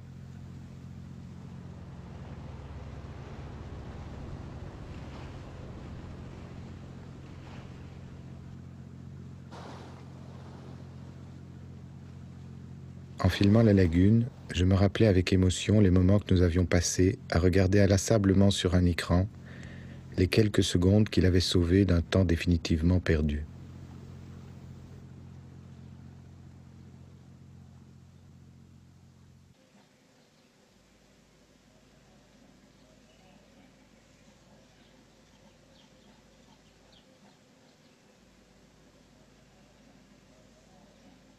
On a beaucoup répété que le cinéma filme la mort au travail. C'était encore plus vrai avec ces images granuleuses, fourmillant à l'écran comme le ferait la vermine, à l'assaut des corps et des visages.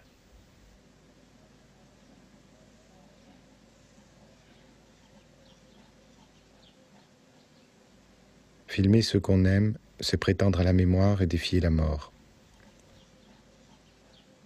Je ne compris cela que beaucoup plus tard, le jour où précisément la mort avait décidé d'être la plus forte.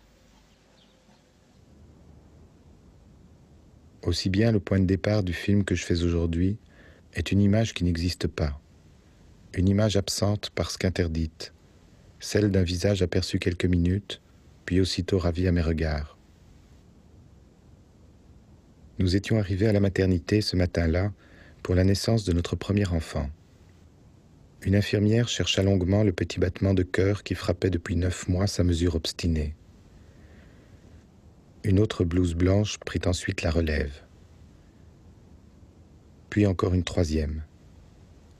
Finalement, un médecin mécontent d'avoir dû interrompre son déjeuner marmonna entre ses dents « Ce n'est quand même pas ma faute si cet enfant est mort ». Une petite fille vint au monde dans les heures qui suivirent, noyée dans un flot de sang et pourtant blanche et impassible comme une poupée d'ivoire. J'aurais voulu prendre quelques images de cette fillette endormie avant qu'on ne nous l'enlève pour l'autopsie, mais je n'osais pas. Son visage sombra aussitôt dans l'oubli des choses qui paraissent n'avoir jamais existé.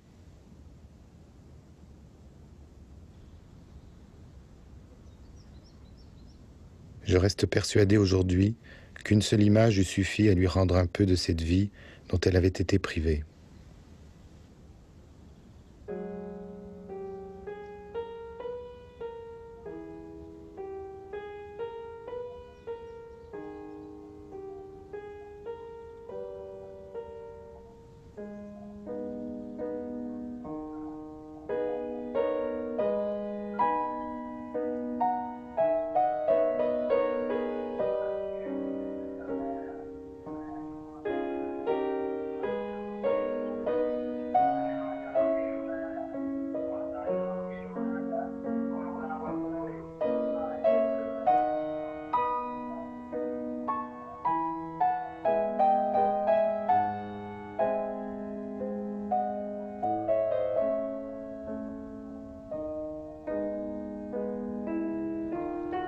Venise, au contraire, se meurt sous le poids des millions d'images, accumulées avec obstination, comme s'il fallait craindre vraiment que la ville disparaisse tout à coup au fond de la mer.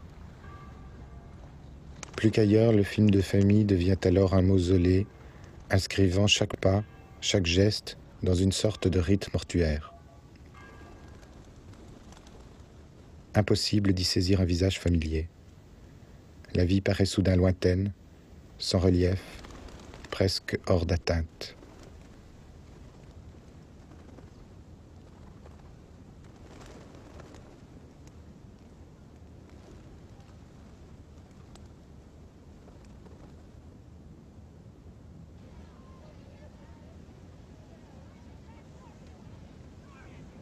Il y a plus de 40 ans, et à des milliers de kilomètres de là, mon père filmait lui aussi sa famille dans les décors d'une Afrique parfaitement imaginaire.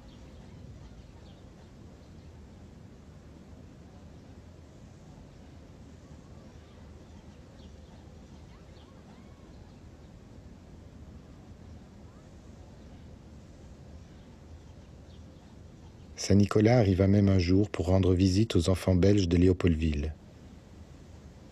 Il sortit d'une grande auto en compagnie du père Fouettard, un Européen recouvert de cirage noir, ce qui fit, paraît-il, beaucoup rire les Congolais.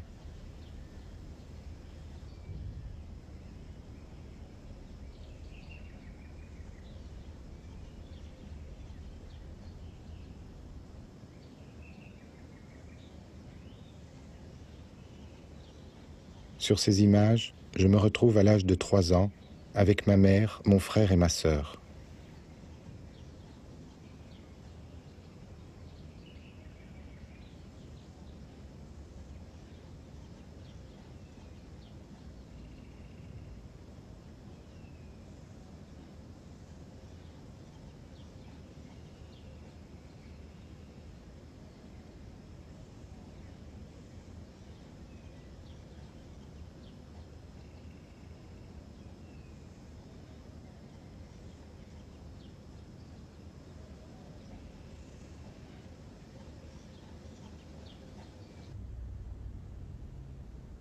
À la même époque, et plus loin encore, d'autres parents filment leur petite fille de 5 ans.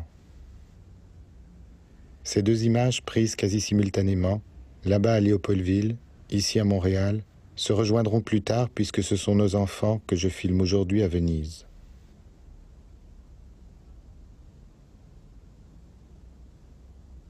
Je ne puis m'empêcher d'être troublé par le devenir qui se cache déjà derrière ces images. Cet avenir que je sais et qu'ils ne savent pas encore, et que je ne puis leur dire. Cet avenir auquel j'appartiens.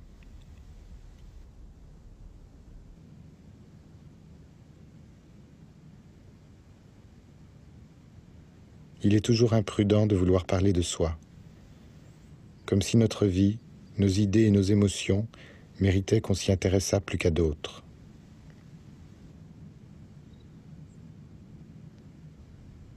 Vous devinerez pourtant que je parle ici moins de moi que de vous, à qui je m'adresse, et de ceux que vous tentez aussi de retenir avec des mots, avec des gestes, avec des images.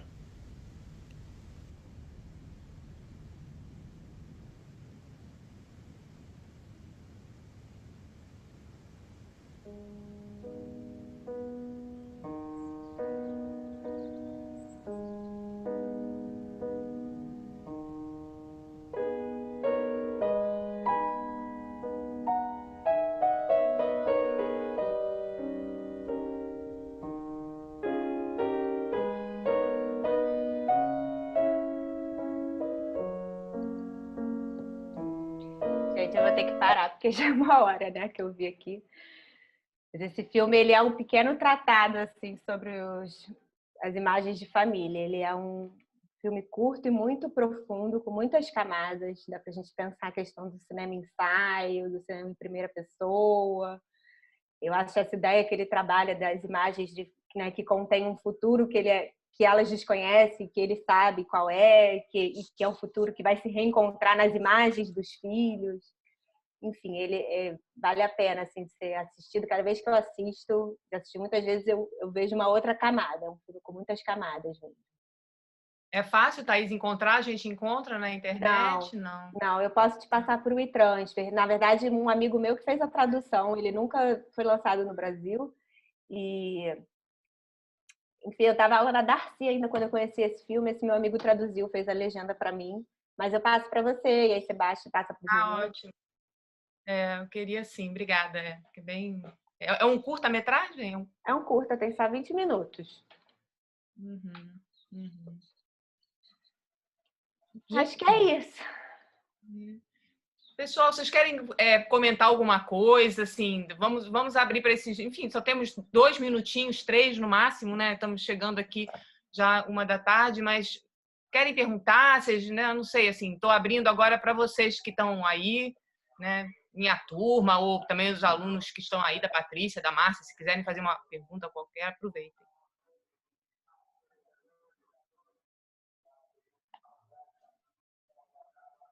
Eu queria mais elogiar mesmo, ela foi muito boa. Fez um panorama de vários cineastas que mal bem utilizam essas imagens de arquivo, né, de maneira diferente. E foi interessante pensar, porque também na aula do André a gente tem acesso, a gente debateu sobre cineasta, só que é legal meio que comparar eles e pensar, esse aqui usa uma dimensão poética, esse aqui trabalha as imagens de uma forma mais plástica, porque mostra as variedades, né? As possibilidades que existem no trabalho com a imagem de arquivo, né? A imagem de cinegrafia, filmado mais doméstica em si. E aí, enfim, foi interessante pensar essas variedades, assim. Tá ótimo, obrigada, Blenda. Eu acho que a minha ideia justamente é essa, principalmente quando a gente vem dar aula numa graduação de cinema, né, que vocês estão se formando com a, né, ideia, a vontade de fazer cinema. Eu acho que é legal a gente ter uma ideia uma visão, na verdade, dessas estratégias mesmo, diferentes, né? E que você pode adotar para recuperar um filme de família, mas é como você falou, são estratégias de retomada de imagens de arquivo, né? Que são múltiplas. E às vezes no mesmo filme a gente tem várias estratégias também, é isso, né? Não necessariamente um filme contém uma estratégia única, né? Dúvida. Gente, eu acho que vou interromper porque são e eu estou com receio de cair aqui a nossa conexão e eu não poder agradecer aqui publicamente a participação da Thaís aqui na aula. Adorei. Enfim, gostaria também de ter conversado mais a respeito, por exemplo, dessas oligarquias, né, brasileiras que tinham condições de comprar uma câmera e se filmar. Eu acho que daria só uma aula só para a gente discutir isso, né? Mas, enfim, vai ficar para uma outra oportunidade. Mas, Thaís, foi muito bacana. Gostei muito aqui de poder conversar com você e poder ver essas imagens. E, enfim, obrigada, tá? Assim, pela tua presença aqui. De nada, prazerzão. E me cobra o que eu fiquei devendo, tá? De fato, eu mando para vocês. Só a propaganda do meu livro, tem um prefácio da Consuelo, tá vendo? Ficou bonitinho. E o livro, na verdade, fala mais sobre isso, entra mais nessas questões, André, de analisar essas famílias, né? O que são as imagens dessas famílias, como que essas famílias filmam seus empregados domésticos, filmam o trabalho, a questão do trabalho é uma questão importante, o lazer, enfim. Pensando mais então, Thaís, bacana, manda pra gente, então, assim, os dados, né, do teu livro, tudo direitinho que eu passo pros alunos e também esses filmes que você mostrou, tá? Tá, pode deixar, vou mandar. Muito bom, então, gente. Pena a gente não poder tomar um café. Pois é, uma pena. Queria agradecer aí também Patrícia, Márcia pela presença e os alunos também. E Thaís, mais uma vez, obrigada, tá, querida? Obrigada. Nada, gente. Prazer. Bom curso. Tchau.